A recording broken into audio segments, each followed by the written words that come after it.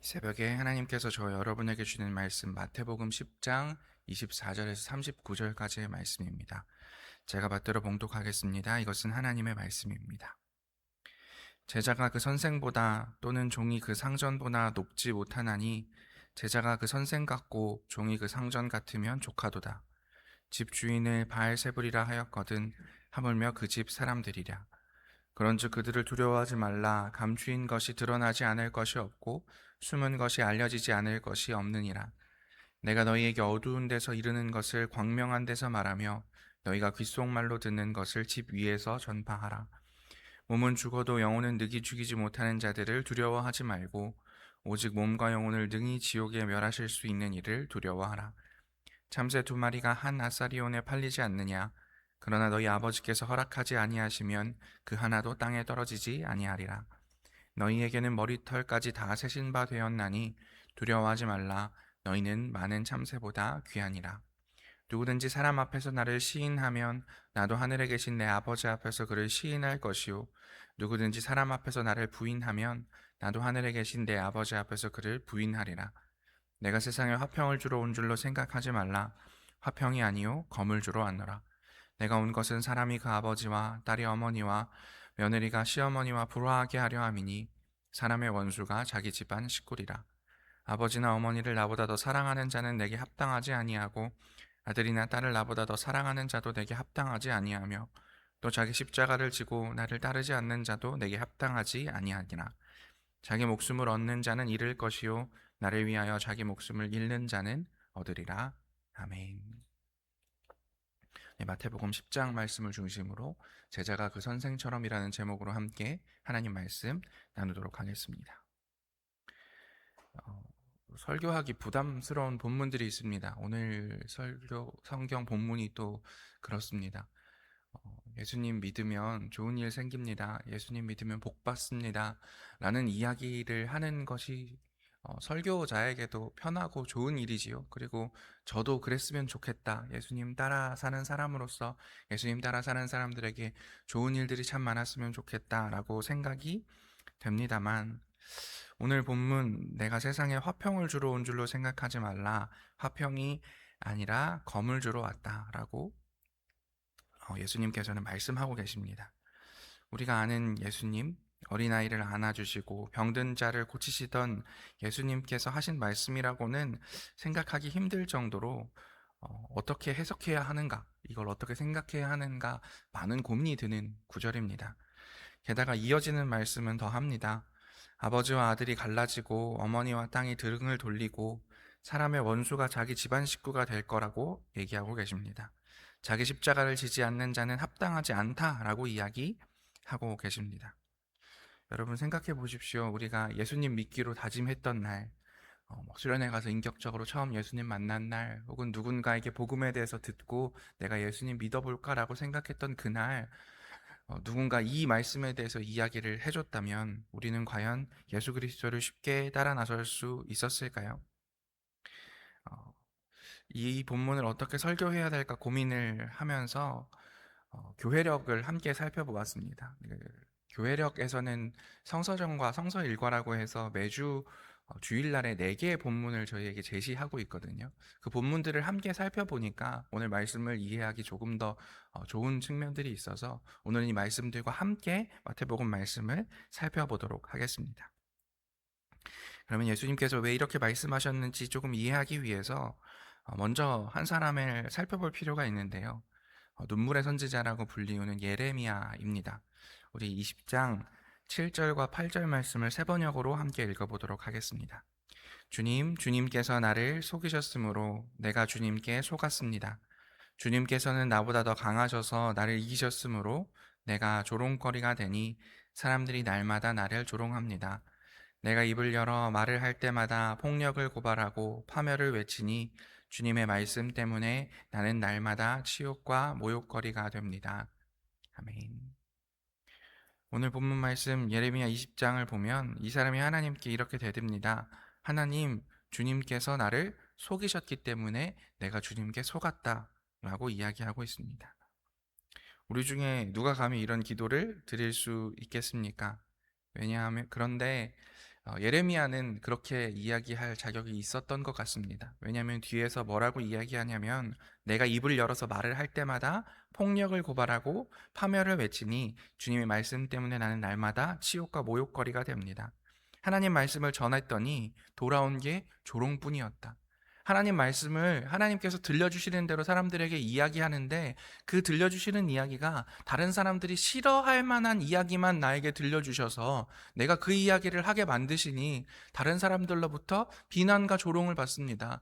하나님, 내가 하나님 선지자 되라고, 하나님 예언자 되라고, 하나님 말씀 전하는 사람 되라고 했을 때 그 말 듣지 말 걸 내가 하나님께 속은 것만 같은 기분이 듭니다 라고 예레미야는 말하고 있다라는 것입니다. 사람들이 그를 비웃고 그가 언제 넘어지나 지켜보고 가까운 친구들까지 등을 돌렸습니다. 하루 이틀이 아니라 나는 날마다 치욕과 모욕거리가 됩니다 라고 이야기하고 있습니다. 그래서 예레미야는 9절에 결심하고 있습니다. 이제는 주님을 말하지 않겠다. 다시는 주님의 이름으로 외치지 않겠다. 나 입 다물고 살겠다. 하나님 예언자 안 하겠다 라고 다짐합니다. 여러분은 이 마음이 이해가 되십니까? 너무 지쳐서, 너무 외로워서 다 내려놓고 싶은 마음, 하나님 뜻대로 살기가 힘들어서 하나님 뜻대로 살았더니 내 삶에서 겪지 않아도 되는 일들을 겪는 것만 같은 그런 기분이 드는 그 마음을 여러분 혹시 이해하고 계신지 모르겠습니다. 그런데 예레미야가 막상 입을 다물려고 하니까 9절에 이런 고백이 나옵니다.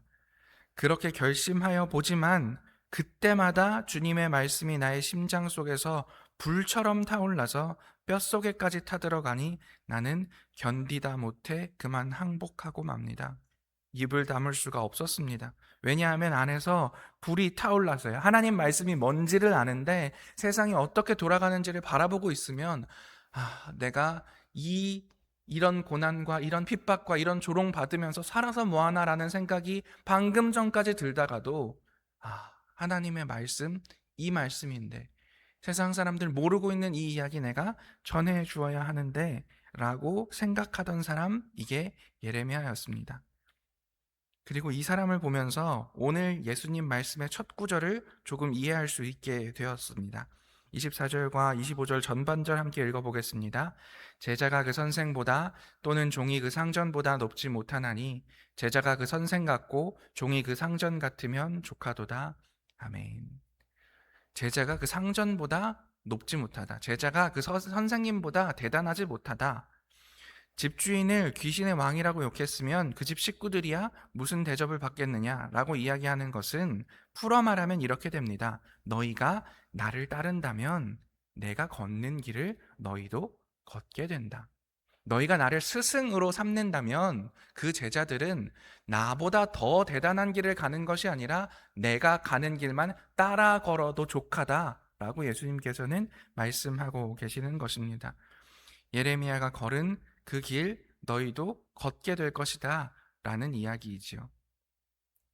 그러고 보면 시편 69편에도 비슷한 이야기가 등장하고 있습니다. 7절과 8절 읽어보겠습니다. 주님 때문에 내가 욕을 먹고 내 얼굴이 수치로 덮였습니다. 친척에게 따돌림을 당하고 어머니의 자녀들에게마저 낯선 사람이 되고 말았습니다. 아멘.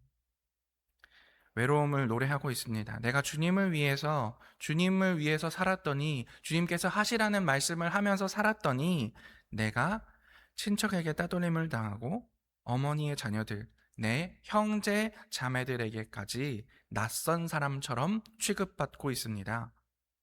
하나님을 사랑한 죄로 가족에게서 남이 되어버린 사람의 노래입니다. 이런 분들이 종종 있지요. 온 집안이 다 제사 지내는데 혼자 믿겠다고 나섰다가 명절마다 마음 졸이시는 분, 신앙 때문에 가족들과 몇 년을 서먹하게 지내신 분, 직장에서 정직하게 살겠다고 하다가 손해를 본 분들, 그런 분들 우리는 왕왕 볼 수 있습니다. 예수님께서 말씀하신 검이 바로 이걸 겁니다. 칼 들고 싸우라는 말씀이 아니지요.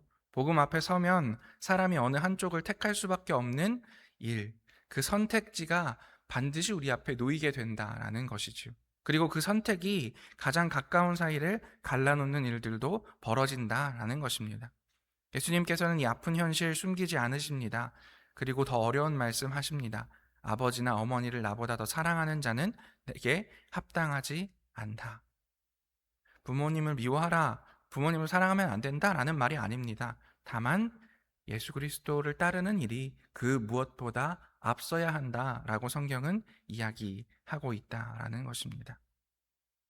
여기까지만 들으면 너무 무겁습니다.